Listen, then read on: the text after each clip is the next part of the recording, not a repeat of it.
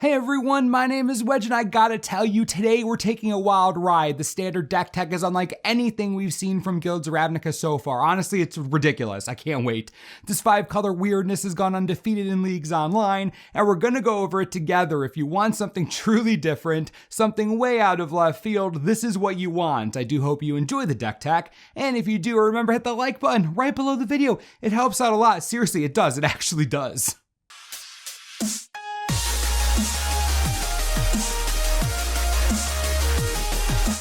We are starting off this deck tech with a single copy of Chamber Sentry. Yeah, that's how deep this deck is. And remember, the thing goes undefeated in competitive play. Chamber Sentry is supposed to be the fixed walking ballista, more difficult to cast, more difficult to become huge, more difficult to use as a solid removal spell. Well, in this deck, Chamber Sentry is an MVP and the thing wins games. Get ready for the deck tech ride of life. I told you things were getting crazy. The deck runs 3 Chromatic Lantern, great start, just reprinted in Guilds of Ravnica. The Lantern is a ramp spell, it's a fixing spell, and it's a super fixing spell, meaning that even if you don't run, let's say, 3 colors, it makes all of your lands produce those 3 colors you don't run. Seems like a solid little ability to have in a deck where you want access to all 5 colors to recur your Chamber Sentry. Just saying, we're seriously going so deep you have no idea. In addition to the Lantern, the deck runs Thaumatic Compass to help encourage consistent land drops, thin the land from your deck, and ramp to High Heaven, eventually turning into Spires of Araska, a card that can stop an attacker right in its tracks. As you've probably already guessed, this deck is not fast, which means it needs ways to deal with aggressive decks, mid-range decks, even control finishers. If you can get to Spires of Araska, that second ability is a great way to stay alive against the likes of Lyra Dawnbringer, Aurelia, you get the point. Solid card in the deck looking to get all the land all the time. If things weren't bizarre enough already, Treasure Map is in this deck as a full playset. What an absurd card. Treasure Map helps to fix the top of the deck for a cheap cost, especially in the early game when we're trying to get to our more important cards. Again, slow deck. Gotta take all the help we can get. Of course, eventually the map flips, creates 3 treasure tokens, becomes ramp and fixing if we have a Lantern in play, and it can tap and sacrifice a treasure to draw a card, or use said treasures to return the Chamber Sentry to your hand, after we obviously use it to nuke something. So weird. This deck is so weird. The last artifact in the deck is Fountain of Renewal. No, this isn't a dream. This is a full playset in a successful deck. It's in this deck alongside another playset, Dawn of Hope. The fountain gains life at the beginning of your upkeep, then you trigger Dawn of Hope, pay 2 mana, draw a card, another incredibly slow combo to work up to, but it's a great mana sink each time, and the fountain will gain you 1 life on your upkeep regardless of anything else going on, so that's another way to avoid death early game. Then the Hope can create 1/1 lifelinker so you can trigger all over again. It's a weird combo, don't get me wrong, it's synergistic and weird, but it works in this deck, believe it or not. Now, obviously, the fountain isn't enough synergy with Dawn of Hope, of course, so we've got more of that in the form of spicy removal. Vraska's Contempt and Moment of Craving, 6 copies between them. Both are premium removal spells. Vraska's Contempt is going to take any creature or walker down at instant speed and gain you some life so you don't die as quickly, while also triggering Dawn of Hope. Moment of Craving is meant to deal with more aggressive decks, stemming the bleeding and giving you a bit of cushion in those matchups, and again, triggering Dawn of Hope. The goal of this deck is to outlast the opponent into the mid game, where you can take advantage of this incremental card draw and life gain. This is basically a control deck.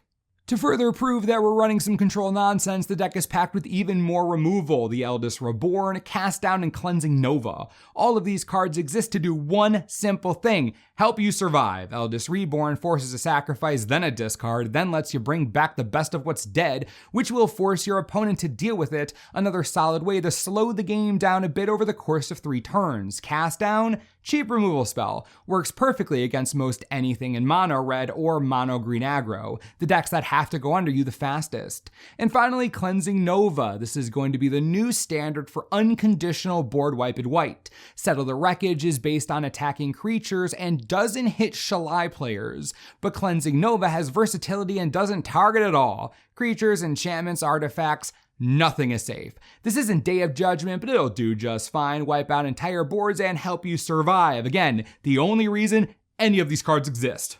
This is where the real power comes out. The linchpin in this deck is Karn, Scion of Urza. In this particular strategy, Karn shines real bright. There are 14 artifacts in the deck, so his -2 is legitimately relevant. His +1 is fantastic because your opponent isn't going to have a single idea what to give you and what to exile, and even if they do, you can just -1 next turn and get it anyways. The best part is that most of your deck is just live. You need removal, you need your artifacts, you pretty much need everything you draw all the time. Karn's exile clause isn't a downside at all, and it lets you go through your deck faster, looking for your Chamber Sentry that will win you the game. Look at it this way, the deck plays 13 removal spells, all of them ruthless, 6 of them gain life, then you have 4 copies of an artifact that gains life, and 4 copies of an enchantment that draws you cards based on the life you gain. If you look at all of that, that's the shell of a crazy late game, life gain, control nightmare. The rest of the deck, an entire package designed around Chamber Sentry. Chromatic Lantern, Thaumatic Compass, Treasure Map, followed swiftly by Karn himself. I dare say this is a masterpiece, an absolute monster to play and to play against. The element of surprise will be in your favor a lot more often than you might think. The best part? Finding a way to deal with this deck is legitimately difficult, since most of what it does is either reactive or, to be honest, of little consequence. You're getting a little life here, a little life there, drawing some cards, removing things, whatever. Your opponent's disruption will have very little effect on you at all, especially since you can just bring your Sentry back over and over again, in addition to Karn synergizing with 15 other cards in the deck. The rest of the deck, by the way, 24 lands, 4 Isolated Chapel and 2 Field of Ruin, then 13 swamps and 5 plains. This is the world we live in. This deck is Chamber Sentry.deck. I feel like this is a dream come true, but it's a dream I never knew I had until I saw it in action, you know? Anyways, if you enjoy control-ish decks but want something totally different, this is definitely for you. Some tips. Make sure you have some removal early game, especially since the meta is full of mono red aggro nonsense right now. Value your removal highly. You can't keep a hand with a bunch of late game drops. Need that early game interaction. Also, always use all of your mana before your next turn begins. That means activating your artifacts' abilities, triggering Dawn of Hope. Just use your mana all the time. This deck needs to gain incremental advantages in the early game to survive most onslaughts. Tap out for abilities, you have to. With Karn, this is a card advantage machine and a win condition, so don't be afraid to drop him as long as you can help keep him alive. You need the card draw, you need the constructs, especially if you have a bunch of artifacts out. Some of them do turn into lands, but it'll be enough to do some damage, especially since you should be able to activate that -2 multiple times, just use him. And finally, Chamber Sentry is the true win condition. The way this deck leans is to include Chamber Sentry and recur it constantly. So do that. Since you can bring it back, drop it into oncoming traffic, drop it on a board where it'll obviously die, doesn't matter. As long as it isn't exiled, you get it back over and over again. If it does get exiled somehow, Karn will win you the game anyway, so go nuts, this deck is dumb.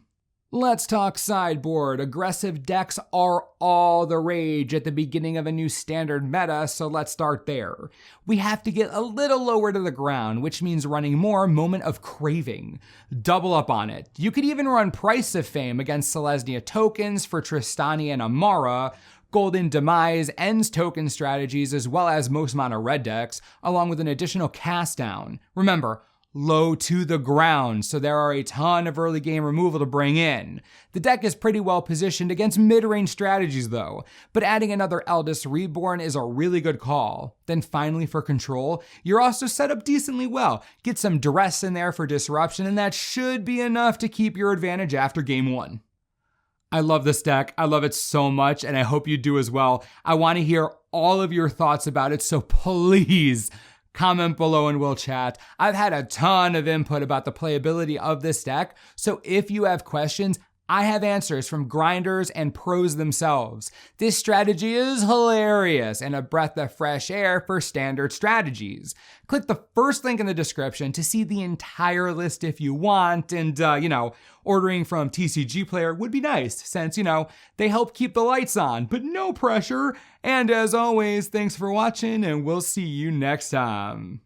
This video is brought to you in part by TCGplayer.com. This deck is nuts, totally nuts, which obviously means it's going to be amazing. For this deck to function properly, you are going to need some Cleansing Nova, and it's actually at a pretty decent price right now, considering its power. You can get your copies of the Nova for $1.60 right now on TCG Player by clicking the link on the screen. It's so easy, so simple, helps the channel out. Great price for the card. Enjoy.